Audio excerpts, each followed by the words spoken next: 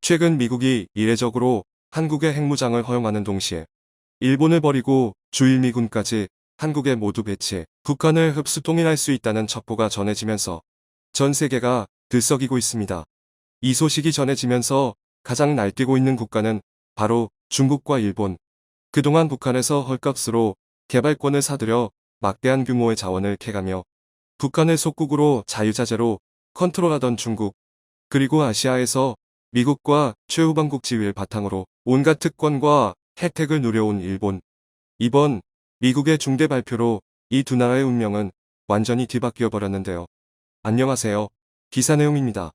바로 이 충격적인 내용의 시작은 조 바이든 미국 대통령의 20에서 24일 한국-일본 순방을 앞두고 백악관에 제출된 두 대통령 하나의 길 정책 제언 보고서입니다.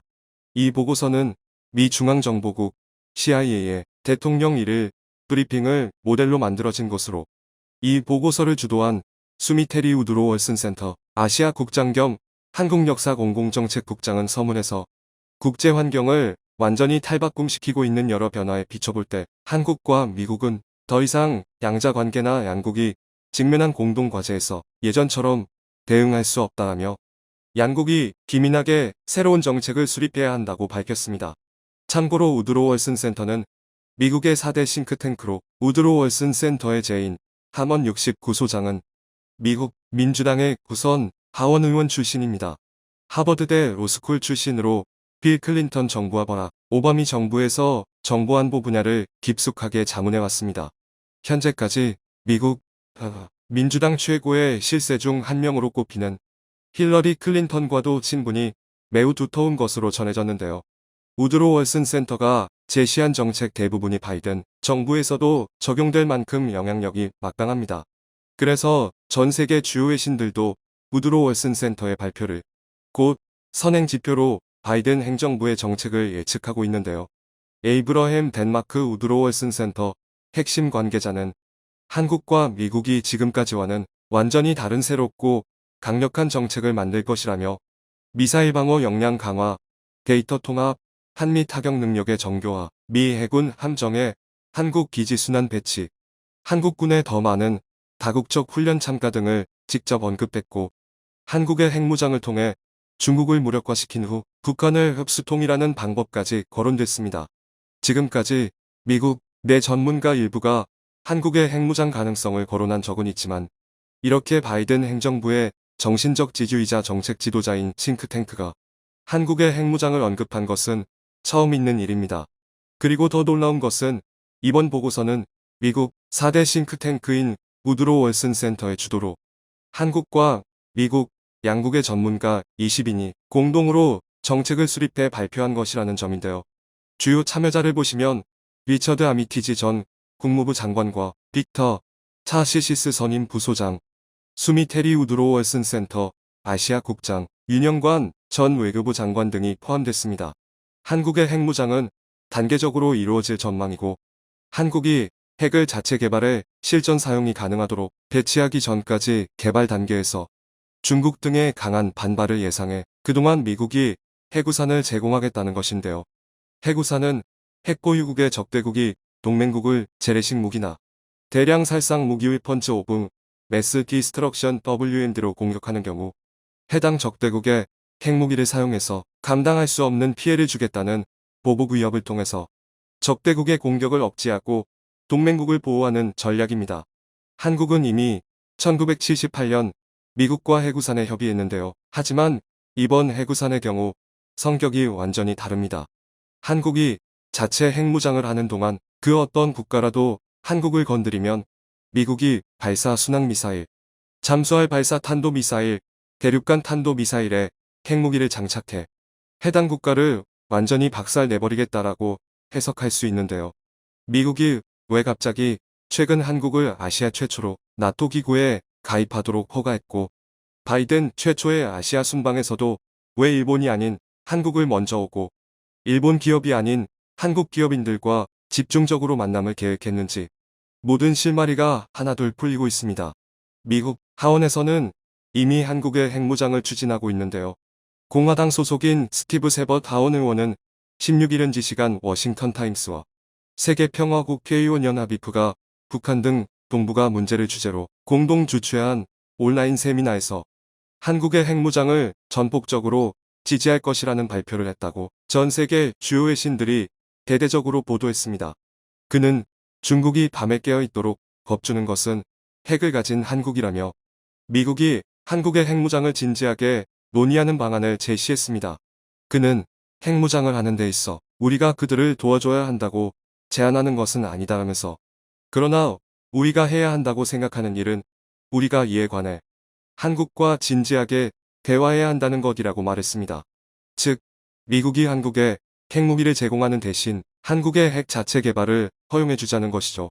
이어 중국이 북한의 핵 프로그램을 제거하라고 압박하지 않는다면 북한은 한국과 일본 모두의 위협이라며 따라서 한국은 스스로 핵무장을 고려할 모든 권리가 있다라고 밝혔습니다. 핵무기 자체 개발 및 보유 권한은 한국이 세계적으로 영향력을 한 번에 대폭 넓히는 엄청난 특권인데요. 바이든이 이렇게 한국에 올인한 이유가 있습니다. 올해 가을 10월 미국 중간 선거가 예정되어 있는데요. 현재 바이든 미국 대통령의 지지율은 역대 최저치를 경신했습니다. 미 정치 전문 매체인 더일은 15일 현지 시간 NBC가 실시한 여론조사를 인용해 바이든 대통령의 국정 지지율은 39%로 역대 최저치를 경신했다면서 응답자 56%는 반대했다고 보도했습니다. 이번 여론조사에서 응답자들은 인플레이션, 경제, 국경 안보에 대한 우려로 바이든 대통령에게 부정평가를 내놓은 것으로 파악됩니다. 바이든 대통령의 경제 성과에 대해 지지를 표한 이들은 33%에 불과했으며 23%만이 그가 인플레이션과 생계비 문제를 잘 대응하고 있다는 답변을 내놨습니다. 바이든 대통령의 지지율이 회복할 기미를 보이지 못하면서 11월 중간선거에는 빨간불이 켜지고 있습니다. 미국 대통령 집권 2년 차에 실시되는 중간선거는 올 11월 치러질 예정인데 미국에서 가장 막강한 권력기관인 상원과 하원 의원을 선출하는 만큼 사활을 걸어야 합니다. 이에 현재 전 세계적으로 가장 핫한 국가인 한국을 선택한 것인데요. 한국을 자체 핵무장시킨 뒤 아시아에서 가장 강력한 국가로 만들어 북한을 흡수 통일시키는 방안이 전문가들 사이에서 거론되고 있고 최소한 바이든 임기 내 북한의 완전한 비핵화 및 남북 경제협력 공동체를 만드는 데까지 미국이 한국과 함께 주도할 수 있다는 것입니다. 실제로 도널드 트럼프 전 미국 대통령이 미국 대통령 최초로 군사분계선을 방문하며 북한의 비핵화를 이끌어낼 뻔했다는 업적으로 노벨 평화상의 강력한 후보로 거론됐는데요. 바이든 대통령이 도널드 트럼프 대신 노벨 평화상을 받으려 하고 있습니다. 이에 미국 국무부는 그동안 강하게 반대해왔던 한국의 대북 코로나 백신 지원 방침에도 180도 입장을 바꿔 남북협력을 강력히 지지한다라고 발표했는데요. 국무부 대변인실은 13일 VOA의 논평 요청에 우리는 코로나19 확산 방지를 비롯한 남북협력을 강력히 지지한다며 국무부 대변인실은 우리는 북한에서 코로나19가 발병했다는 언론 보도를 인지하고 있다라며 우리는 이것이 북한 주민들에게 어떤 영향을 끼칠지 우려함이 있으며 북한에 대한 백신 제공을 계속 지지한다라는 이례적인 입장을 내놓았습니다. 이 소식을 접한 북한은 환호성을 지르고 있습니다. 중국산 백신에 대해 전 세계적 신뢰가 바닥으로 추락한 것은 북한에서도 인지하고 있습니다. 대부분의 국가들이 중국산 백신 접종은 인정하지 않고 있지만 북한은 중국과의 특수관계 때문에 대놓고 중국 대신 한국에서 백신을 지원받지도 못하고 있는 상황이었습니다. 하지만 이렇게 중국의 눈치만 보다가 북한의 상황은 완전히 초토화돼 버렸습니다. 조선중앙통신 등의 보도를 종합하면 현재 북한은 코로나19 대유행 상황입니다. 유혈 발열자가 하루 사이에 10배 이상 폭증하고 사망자도 나날이 늘고 있습니다. 이날까지 누적 발열자 수는 인구 대비 3.4% 수준인 82만 620명에 이르고 사망자 수도 42명으로 집계됐습니다. 나날이 폭증하는 데다 북한의 방역 능력을 고려하면 실제로는 공식 발표 숫자보다 훨씬 많을 것으로 추정됩니다. 김정은 국무위원장은 지난 13일 열린 정치국협의회에서 현 상황을 건국 이래 대동난이라고 규정했습니다. 이에 북한은 역사상 최초로 남한에 백신 지원과 긴급 식량 지원도 요청할 것으로 전망되고 있는데요. 김정은 국무위원장은 또 최근 심상치 않은 말을 전했습니다. 조선중앙통신은 22일 김정은 동지께서 남조선 문재인 대통령과 친서를 교환했다라며 김정은 동지께서 지난 4월 20일 문재인 대통령이 보내온 친서를 받고 4월 21일 회답 친서를 보냈다라고 보도했습니다.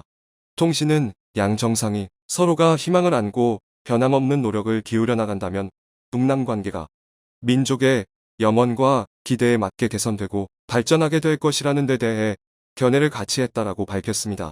문재인 전 대통령이 퇴임하고 정권이 바뀐 상황에서 북한이 이렇게 한국에 대해 긍정적인 미래를 제시한 적은 역사상 단 한 번도 없었는데요.